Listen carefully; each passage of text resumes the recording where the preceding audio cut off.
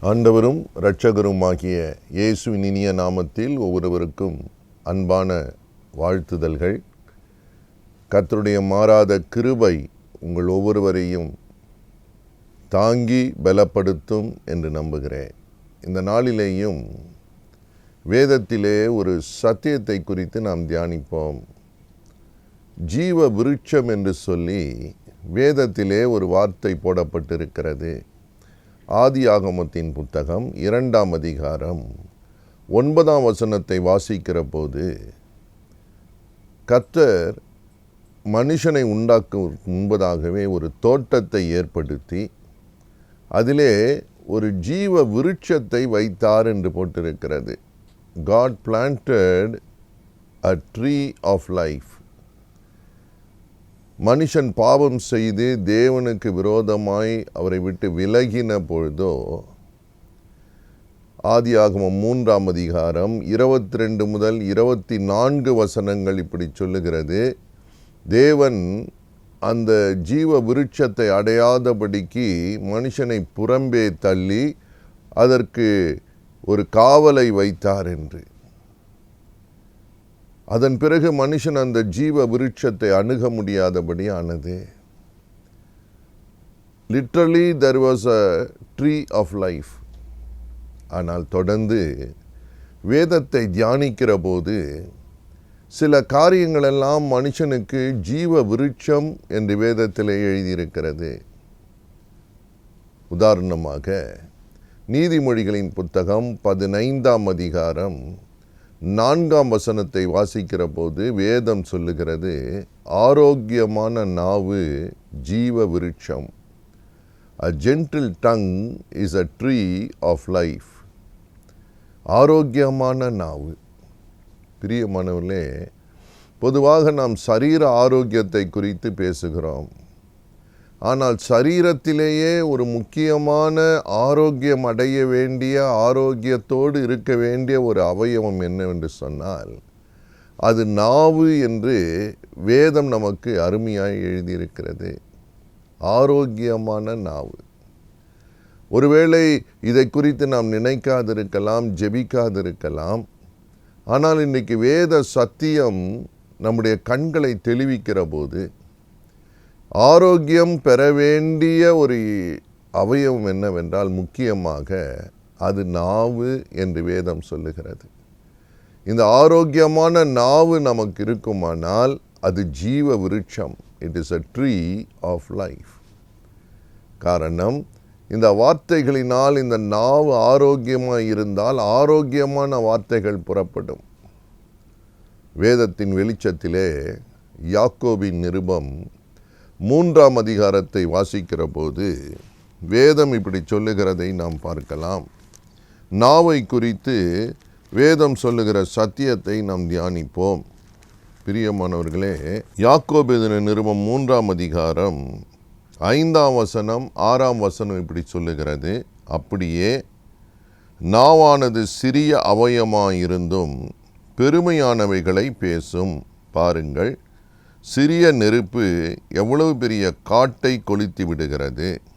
நாவும் நெருப்பு தான், அது அநீதி நிறைந்த உலகம். நம்முடைய அவயவங்களில் நாவானது முழு சரீரத்தையும் கரைப்படுத்தி ஆயுள் சக்கரத்தை கொளுத்தி விடுகிறதாயும் நரக அக்னியினால் கொளுத்தப்படுகிறதாயும் இருக்கிறது. பிரியமானவர்களே, நாவை குறித்து இங்கு வேதம் ரொம்ப அழகாக எழுதியிருக்கிறது. நாவும் ஒரு நெருப்பை போன்றது. சிறிய அவயவமாய் இருந்தாலும் அது சரீரம் முழுவதையும் கரைப்படுத்தி விடுமாம். அது அநீதி நிறைந்த உலகம் என்று வேதம் சொல்லுகிறது. எத்தனை ஆழமான ஒரு சத்தியம் பாருங்கள். ஆகவே இந்த நாவு அநீதி நிறைந்த உலகமாக இருக்கிற அந்த நாவை தேவன் ஆரோக்கியமுள்ள நாவாக இருக்க விரும்புகிறார். கர்த்தருக்கு ஸ்தோத்திரம். அதுதான் நம்முடைய முழு சரீரத்துக்கும் ஒரு நலனை, ஒரு ஆரோக்கியத்தை கொண்டு வரும். நம்முடைய நாவு ஆரோக்கியமாக இருக்க வேண்டும். பிரியமானவர்களே, அது சிறிய அவயம்தான், ஆனால் ஒரு சிறிய நெருப்பு காட்டை கொளுத்தி விடுகிறது போல. கவனிக்க வேண்டும், இன்றைக்கு எத்தனை பேருடைய நாவிலே அநீதியான வார்த்தைகள், மற்ற காரியங்கள் எல்லாமே இந்த நாவிலிருந்து புறப்படுகிற வார்த்தைகள் நொறுக்கி போட்டுவிடும், கொளுத்திவிடும். ஆக்கவும் அழிக்கவும் இந்த நாவிலே ஒரு அதிகாரத்தை கர்த்தர் வைத்திருக்கிறார் என்று வேதம் சொல்லுகிறது. பிரியமானவர்களே, நாம் நாவிலிருந்து புறப்படுகிற வார்த்தைகள் அடுத்தவருடைய வாழ்க்கையை கட்டுகிறதா அல்லது இடிக்கிறதா? சூழ்நிலைகள் மாறிக்கொண்டுதான் இருக்கும். இரவும் பகலும் வந்து வந்து போகும்படி தான் சிருஷ்டிக்கப்பட்டிருக்கிறது. வாழ்க்கையில் இன்பமும் துன்பமும் மாறி மாறித்தான் வருகிறது. அதுபோலத்தான் தோல்வியும் ஜெயமும். ஆனால் நம்முடைய வாழ்க்கையை சீர்படுத்துவது, சரிப்படுத்த நம்முடைய சரீரத்திலேயே ஒரு அவயவத்தை தேவன் உண்டு பண்ணியிருக்கிறார். அது நாவு. இயேசு கிறிஸ்து இந்த உலகத்தில் இருந்த பொழுது அவரிடம் ஒரு முறை ஒரு திமிர்வாதக்காரனை கொண்டு வைத்ததாக வேதத்தில் நாம் பார்க்கிறோம். மத்தேயு எழுதின சுவிசேஷம் 9ஆம் அதிகாரம் 2ஆம் வசனத்தை வாசிக்கிற போது, இயேசுக்கு முன்பதாக படுக்கையிலே ஒரு திமிர்வாதக்காரனை கொண்டு வந்து படுக்க வைத்த போது இயேசுவிடம் கொண்டு வந்தார்கள். வேதம் சொல்லுகிறது, இயேசு அவர்கள் விசுவாசத்தை கண்டு திமிர்வாதக்காரனை நோக்கி, மகனே திடன்கொள், உன் பாவங்கள் உனக்கு மன்னிக்கப்பட்டது என்றார். பிரியமானவர்களே, கொண்டு வந்து வைக்கப்பட்ட மனுஷன் எதினால் திமிர்வாதக்காரனாய் இப்பொழுது படுத்து கிடக்கிறான் என்று இயேசு அறிந்தார். ஆனால் மனிதனைப் போல அவர் சபிக்காமல், கடிந்து கொள்ளாமல், வேதனை தொடர்ந்து செய்யாமல், அவர் நாவிலிருந்து புறப்பட்ட வார்த்தையை பாருங்கள். மகனே, உன் பாவங்கள் உனக்கு மன்னிக்கப்பட்டது, திடன்கொள், திடன்கொள் என்று சொல்லுகிறார். சபிக்கிற அநேகர் இருக்கிறார்கள். ஒருவேளை அவன் குடும்பத்துக்கு பிரயோஜனம் இல்லாதவனாய் மாறி இருக்கக்கூடும்.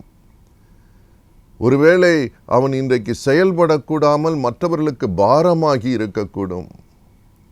அவனை கொண்டு வந்து இயேசுவிடம் வைக்கிறார்கள். இயேசுவும் அவனை கடிந்து கொள்ளவில்லை. அவர் வாயிலிருந்து, ஆரோக்கியமான நாவிலிருந்து புறப்பட்டு வருகிற வார்த்தை என்ன தெரியுமா? திடன்கொள், மகனே என்று அழைக்கிறதை பார்க்கிறோம். எத்தனை அன்பு!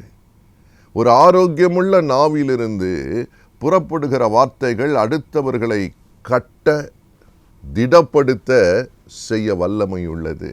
கர்த்தருக்கு மகிமை உண்டாகட்டும். இன்றைக்கும் கர்த்தர் உங்களை பார்த்து சொல்லுகிற வார்த்தை என்ன தெரியுமா? திடன்கொள். நீங்கள் ஒருவேளை படுத்து கிடக்கலாம். ஏதோ ஒரு சூழ்நிலை நிமித்தம் நீங்கள் ஒருவேளை பாவத்தினால் வந்த விளைவாக இன்றைக்கு ஏதோ ஒரு இக்கட்டிலே அகப்பட்டு கொண்டு இருக்கலாம். கர்த்தர் யார் தெரியுமா? உங்களை கடிந்து கொண்டு உங்களை அப்புறப்படுத்துகிறவர் அல்ல. அவருடைய நாவிலிருந்து வருகிற வார்த்தைகள் உங்களை திடன் கொள்ள பண்ணுகிறது. கர்த்தருக்கு ஸ்தோத்திரம். அடுத்தவர்களுடைய ரெப்புடேஷன், அடுத்தவருடைய வாழ்க்கையினுடைய நல் மதிப்பு உங்கள் கையில் பத்திரமாக இருக்கிறதா என்று ஒரு அருமையான போதகர் ஒரு முறை கேட்டார். Is others reputation safe in your hands? நான் பலமுறை பார்த்திருக்கிறேன். 2-3 பேர் சேருகிற போது அடுத்த குடும்பத்தை குறித்து, அடுத்த நபர்களை குறித்து பேச ஆரம்பிக்கும் போது இழிவுபடுத்தி பேசுவார்கள். அவர்கள் குறைகளையே மேன்மைப்படுத்தி பேசுகிறதை நான் பார்த்திருக்கிறேன். அந்த வார்த்தைகள் ஆரோக்கியமான நாவிலிருந்து வருகிறதா? இருக்கவே முடியாது. நீங்கள் அடுத்தவர்களுடைய நன்மதிப்புக்கு பாதுகாப்பு கொடுக்கத்தக்கவர்களாக இருக்க வேண்டும் என்று வேதம் சொல்லுகிறது. ஆரோக்கியமுள்ள நாவு. ஆசீர்வாதமும் சாபமும் ஒரே வாயிலிருந்து வரக்கூடாது என்று யாக்கோபு நிருபம் 3ஆம் அதிகாரத்திலே எழுதியிருக்கிறது. பிரியமானவர்களே, வேதம் திட்டமாய் சொல்லுங்க, உங்களுக்கு ஆரோக்கியமான நாவு அவசியம். அது இருந்தால் நீங்கள் வாழ்க்கையிலே கட்டப்படுவீர்கள். அடுத்தவர்களையும் எழும்பி பிரகாசிக்க செய்வீர்கள்.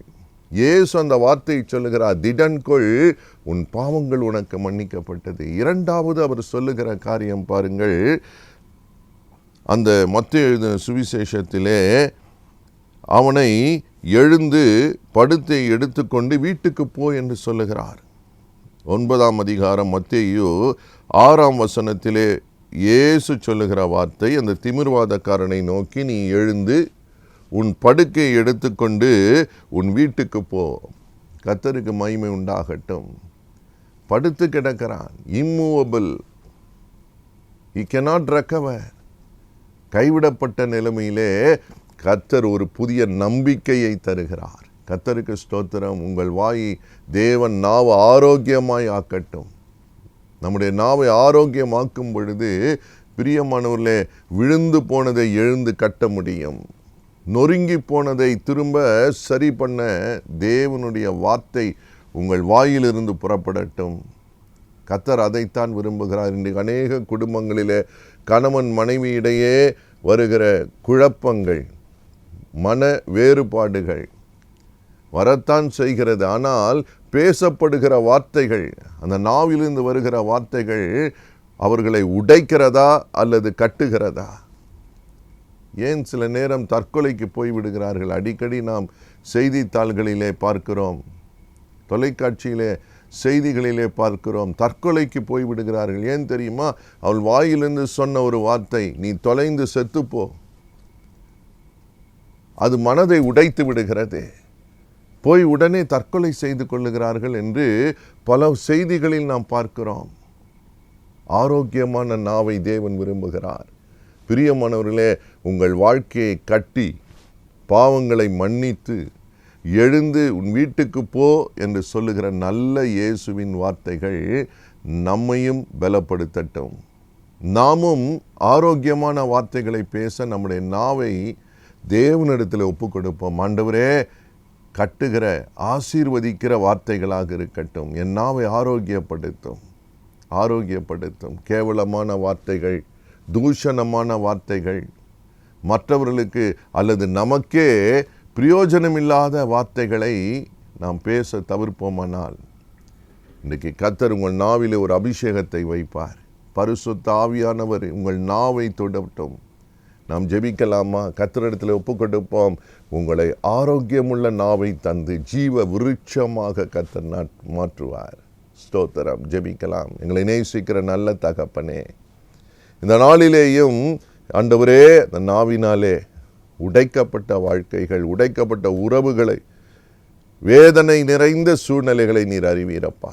மனது உருகும் எந்தெந்த குடும்பங்களிலே அப்படிப்பட்ட குழப்பங்கள், மனவேதனைகள், போராட்டங்கள், சாபங்கள் இருக்கிறதோ இப்பொழுது ஒப்பு கொடுக்கிற உடைய பிள்ளைகளை பார். நாவை ஆரோக்கியப்படுத்துகிற தேவன், ஜீவ விருட்சம் என்று சொன்னீங்களே, அந்த ஜீவ விருட்சமாக இருக்கட்டும் அப்பா. டச் லார்ட், தொடுங்க சுவாமி. அந்த நாவை தொடும், அந்த நாவை அபிஷேகியும், அந்த நாவை பாதுகாக்க உதவி செய்யும். அது ஆரோக்கியமாகட்டும் அப்பா. ஜீவ விருட்சமாக இருக்கட்டும். ஒவ்வொருவருக்கும் பலனை தாரும் தகப்பனே. யாரெல்லாம் இடத்திலே தாழ்த்தி வருகிறார்களோ அந்த பாவங்கள் மன்னிக்கப்படட்டும். அவர்கள் எழும்பட்டும், பிரகாசிக்கட்டும், அடுத்தவர்களுக்கும் பிரயோஜனமாய் இருக்கட்டும். உலகத்துக்கு வெளிச்சமாய் அவர்களை வைத்துக் கொள்ளும் சுவாமி. ஒரு உணர்வுள்ள வாழ்க்கையை தாரும் தகப்பனே.